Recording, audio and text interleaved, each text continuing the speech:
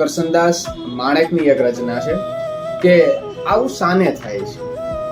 મને એ જ સમજાતું નથી કે આવું શાને થાય છે, ફૂલડા ડૂબી જાય અને પથરા તરી જાય છે, ગરીબોના કુબામાં ટીપુઈ તેલનું દોહલ્યું ને શ્રીમંતોની કબર પર ઘીના દીવા થાય છે, ગરીબોના કુબામાં ટીપુઈ તેલનું દોહલ્યું ને શ્રીમંતોની કબર પર ઘીના દીવા થાય છે, મને એ નથી સમજાતું આવું શાને થાય છે, ફૂલડા ડૂબી જાય અને પથરા તરી જાય છે,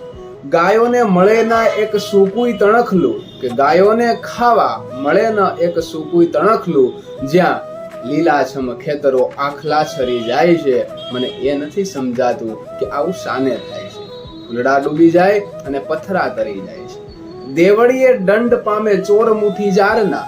દેવળીએ દંડ પામે ચોર મુઠી જારના અને લાખ ખાંડી લૂંટનારા મહેફિલે મંડાય છે, મને એ નથી સમજાતું કે આવું શાને થાય છે,